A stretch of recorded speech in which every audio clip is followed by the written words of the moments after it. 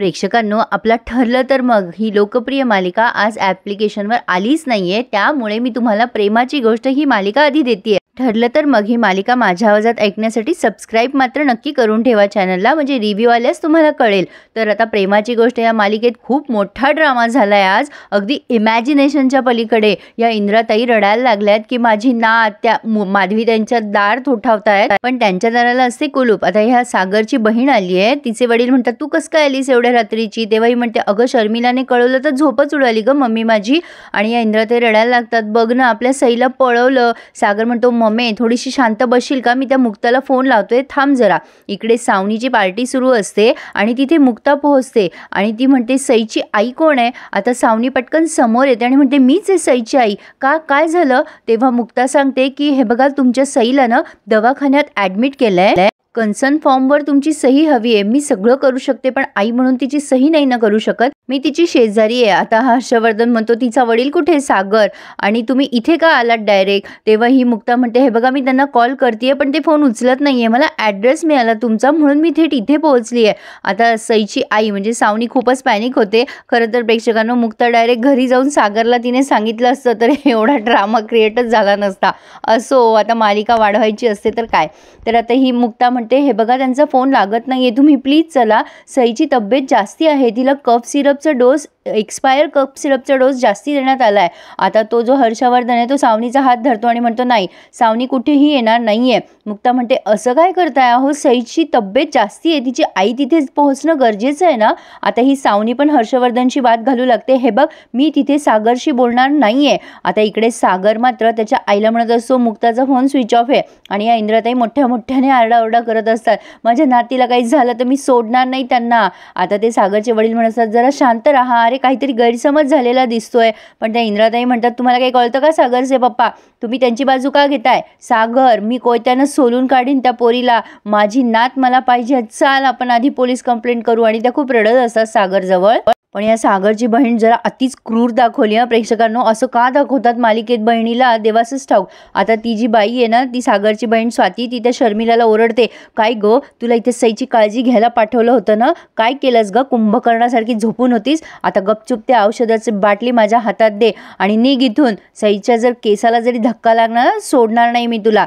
आता इकडे ही सावनी आणि हर्षवर्धन इतके वाद घालतात. सावनी म्हणत असते हे बघ मी सागरशी बोलणार नाहीये तिथे. तेव्हा हा हर्षवर्धन म्हणतो पण तुझा त्यांच्या कोणाशी संबंध नाहीये, तुझ्या मुलीला तर तू 6 महिन्यापूर्वीच सोडून आली होतीस ना. आता ही सावनी त्याच्याकडे अशी रागाने बघते आणि म्हणते अरे हो बाबा, पण आता तिच्या जीवाचा प्रश्न आहे ना, फक्त मला सही तरी करून येऊ दे, मी कोणाशी बोलणार नाहीये तिथे. तेव्हा हर्षवर्धन म्हणतो की तू तिला तेव्हा सोडून आली आणि वचन दिलं होतंस मला की तू कोणाशीही संबंध ठेवणार नाहीस आणि आता तू जाऊ शकत नाहीस. सावनी म्हणते अरे संबंध ठेवायचा प्रश्नच नाहीये, तू काय इन्सिक्युअर होतोयस, एरवी तर तू मला बोलत असतोस ना, आता तू का असं वागतोयस, हे बघ जाऊ दे मला. पण आता हर्षवर्धन म्हणतो अच्छा तुला जायचंच आहे ना, तर मग तू कायमची जा, परत येऊच नकोस. हे ऐकल्यानंतर सावनी आणखीन म्हणजे पॅनिक होते आणि म्हणते हे काय बोलणं झालं तुझं, तू आता अतिच करतोयस, दिस इज टू मच. आणि हे बघ इथे इगो प्रश्न आणायची गरजच नाहीये, छोट्या मुलीला वाचवायचं आहे, तुला कळत कसं नाहीये हर्षवर्धन, अरे मी तिथे सागरशी सुद्धा बोलणार नाहीये, तू माझं ऐकत का नाहीयेस. हर्षवर्धन म्हणतो हे बघ इगोचा प्रश्न नाहीये, पण मी सांगितलंय ना तुला, तू जायचं नाही तिथे, तुझा काहीही संबंध नाहीये, मग तू का वाद घालतीयेस. या दोघांचे वाद चालूच असतात. शेवटी ही मुक्ता बिचारी कंटाळून जाते आणि ती तिथून निघून जाते. म्हणजे हे वाद घालतात आणि घालतच बसतात असं त्यांनी दाखवलंय. असो, पण आता मुक्ता तिथून निघून जातीये आणि ह्यांचे वाद मात्र सुरूच आहे. पण तोपर्यंत सागर मात्र पोलीस स्टेशनला पोहोचलाय आणि रीतसर त्याने तक्रार नोंदवली आहे. पण हे पोलीस आधीच सागरचीच खूप चौकशी करतात, काय हो तुमची मुलगी कुठे झोपली होती, किती वाजता त्या डॉक्टरने पळून नेलं आणि असं कसं तुम्हाला कळालं नाही, घराची चाबी का तिच्याकडे असते का, वगैरे वगैरे. आता हे मुक्ताचे वडील आणि सागरचे वडील आणि सगळेच जण म्हणत असतात आम्हाला काहीच माहिती नाहीये. मग ते पोलीस म्हणतात असे कसे हो तुम्ही, तुमची लहानगी मुलगी त्या बाईने घरात येऊन उचलून नेली, तुम्हाला काहीच कळलं नाही.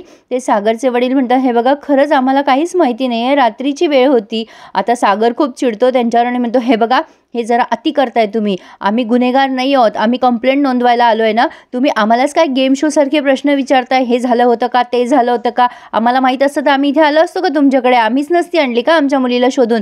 6 तास झाले माझी मुलगी गायब आहे, ताबडतोब तिचा शोध लावा. तो इन्स्पेक्टर लगेच घाबरतो आणि म्हणतो सॉरी सॉरी साहेब, अहो आम्ही चौकशी करत होतो फक्त. पण इकडे बिचारी मुक्ताचे आईवडील अगदी उत्साहात मुक्ताचं साखरपुड्याचं सगळं प्लॅनिंग त्यांनी केलं आहे. पाहुण्यांची ये जा सुरू झाली आहे, सगळ्यांची म्हणजे शरबत देत आहेत. हे ती मयुरेश आहे, मंजिरी आहे मुक्ताचे बहीण आणि मेहुणे, आणि त्या छायाताई पण आलेल्या आहेत. आणि त्या छायाताई आल्यावर विचारूच नका, टोमणे बॉम्ब सुरू झालेले. त्या लागतात चौकशी करायला, मुक्ता कुठे आहे आणि होणारे तुमचे व्याही कुठे आहेत. आता या माधवीताई म्हणतात हो अहो मुक्ता खालीच गेली आहे आणि मुलगा येईलच नाही इतक्यात. आता लगेच या छायाताई टोमणा मारतात, नाही ह्यावेळी कोण आहे. आता माधवीताईंना जरा रागच येतो आणि त्या रागाने बघतायत त्यांच्याकडे. लगेच ही बाई म्हणते अहो तसं नव्हतं म्हणायचं, मला असं म्हणायचं होतं की प्रतीकराव त्यांना बघितलं नाही ना मी, भेट झाली असती, बस एवढंच तर बोलायचं आहे. आता लगेच माधवीताई म्हणतात हो का नाही, भेट होणार ना, प्रतीकरावांची भेट होणार. मुक्ता आणि प्रतीकचा साखरपुडा आहे ना आज, भेट का होणार नाही. आता तेवढ्यात प्रतीक आलाय आणि पटकन माधवीताईंना नमस्कार करतोय. प्रतीक छान दिसतोय. आता तो म्हणतो आई मुक्ता कुठे. तेव्हा ह्या सांगतात की मुक्ता ना अरे जरा खालीच गेली आहे, येईलच ती इतक्यात. आणि आता हे आहेत प्रतीकचे आई वडील मिस्टर अँड मिसेस साठे. आता यांची ओळख करून देण्यात येते माधवीताईंशी. आता ते प्रतीकचे वडील म्हणतात की आजकालची पोरं ना, मला असं वाटलं होतं की आपली लग्नातच भेट होते की काय. आणि तिची आई सुद्धा बोलते प्रतीकची, छान जोडपं वाटलं, म्हणजे एकंदरीत सगळं काही चांगलं होणार असतं मुक्ताचं, पण तिच्या नशिबात काहीतरी वेगळंच आहे बिचारीच्या. म्हणजे ह्यांच्या घरात सध्या एवढं हसतं खेळतं वातावरण आहे की विचारू नका, सगळे खूप आनंदात आहे. तर आता हा प्रतीक स्माईल करायला लागतो आणि आता हे वेलकम करतात प्रतीकच्या आईवडिलांचं आणि मिहिकाला सांगतात मिहिका बाळा सरबत दे, या ना या बसा. माधवीताईंचा उत्साह तर शिगेला. आता एवढ्या दिवस न जमलेलं हिचं बिचारीचं मुक्ताचं लग्न जमतंय, मग किती उत्साहात असतील तिचे आईवडील. पण सगळ्या आनंदावर पाणी फेरलंय. आता ह्या छायाताई निघून जात असतात तिथून. बाहेर आल्या त्यांना पोलीस दिसतात आणि ते पोलीस मागतात की मुक्ता मॅडम आहेत का घरात. आणि त्या छायाताई आवाज देतात अहो विहीणबाई जरा बाहेर या. माधवीताई बघतात पोलिसांना आणि म्हणतात काय हो 102, अहो लहान सहान तक्रारीसाठी तुम्ही पोलीस बोलवायला लागले का. इंद्राताई नुसत्या रागाने बघतात. पण आता ती सागरची बहीण स्वाती म्हणते तुमच्या मुलीचे कारनामे काही लहान सहान नसतात. प्रतीक म्हणतो काय बोलताय तुम्ही हे सगळे. तर आता हे पोलीस म्हणतात हे बघा ह्यांच्या नातीला किडनॅप करण्यात आलंय आणि तुमच्या मुलीने किडनॅप केलंय असा ह्यांचा दाट संशय आहे. आता हे ऐकून मुक्ताचे वडील घाबरूनच जातात. ते म्हणतात नाही हो नाही, अहो काहीतरी गैरसमज होतोय तुमचा, माझ्या मुक्ताचा साखरपुडा आहे. ते पोलीस म्हणतात कोणासोबत. तेव्हा प्रतीक म्हणतो मी माझ्यासोबत. हे बघा काहीतरी गैरसमज होतोय तुमचा, अहो चांगली फॅमिली आहे ही, मी ओळखतो ह्यांना. आता ते पोलीस म्हणतात हे बघा सगळे गुन्हेगार असंच म्हणत असतात, आम्हाला तुमच्या घराची झडती घ्यावी लागेल. आता माधवीताई खूप पॅनिक होतात. म्हणतात ओ 102, अहो काय लावलंय तुम्ही हे, अहो तुमच्या नातीला आम्ही का किडनॅप करू. पण इंद्राताई म्हणतात घ्या झडती घ्या, माझ्या नातीला शोधून काढा. मुक्ताचे वडील यांना खूप थांबवायचा प्रयत्न करतात. अहो असं काही नाही आहे, माझ्या मुलीचा साखरपुडा आहे, आतमध्ये पाहुणे आहेत. पण हे पोलीस मात्र त्यांचं काय ऐकत नाही आणि त्यांच्या कॉन्स्टेबलला ऑर्डर देतात की जा आणि आतमध्ये चांगली झडती घ्या. आणि झडती घेतली आहे ते कशाची प्रेक्षकांनो, डस्टबिनची सुद्धा. हसू आलंय मला. असो पण पुढे बघा. आता माधवीताई म्हणत असतात अहो काय चाललंय तुमचं हे, अहो माझ्या मुलीचा साखरपुडा आहे, आम्ही सुसंस्कृत लोक आहोत. आता ते अगदी सामानांची उलटापालट करताय. त्यामुळे मुक्ताचे वडील खूप बिचारे पॅनिक झालेत आणि मुक्ताची आई सुद्धा डोक्याला हात मारून घेतीये. आता ही सागरची बहीण जरा अतिक्रूर दाखवली आहे प्रेक्षकांनो, म्हणजे हिला मुक्तावर आळ टाकायची काहीच गरज नव्हती. किती ओव्हर दाखवलंय बघा ना. आता तिने काय केलं, ती सईची जी खोकल्याची बाटली असते ना ती गपचूप त्या डस्टबिनमध्ये टाकून दिली आहे जेव्हा हे सगळेजण एकमेकांशी बोलत असतात, म्हणजे ते पोलीस लोक वगैरे. आता या माधवीताई म्हणतात अहो 102, तुम्हाला काहीच कसं वाटत नाहीये, अहो माझी मुक्ता काय अशी वाटली का तुम्हाला, माझी मुक्ता डॉक्टर आहे. आता ते पोलीस म्हणतात चांगली झडती घ्या रे, नाहीतर नंतर म्हणाल की डेड बॉडी सापडली आम्हाला. आता इंद्राताई अजून घाबरतात आणि म्हणतात हे 101, तुला सांगून ठेवते माझ्या नातीला जर काही केलंस ना तर सोलून काढेन मी तुम्हाला. आता या माधवीताई म्हणतात अहो काय बोलताय तुम्ही, अहो सुसंस्कृत फॅमिली आहे हो आमची, आम्ही असं कधी वागू का. आता हे जरा अतिच चाललेलं आहे प्रेक्षकांनो, विचारूच नका. तो प्रतीक म्हणत असतो अहो थांबवा हे सगळं, अहो खरंच चांगली लोक आहेत ही, काय चालवलंय हे सगळं. आता हे पोलीस म्हणत असतात कानान कोपरा झडती घ्या, एकही जागा सोडू नका. हे बघा तुम्हाला आता पोलीस स्टेशनला यावंच लागेल.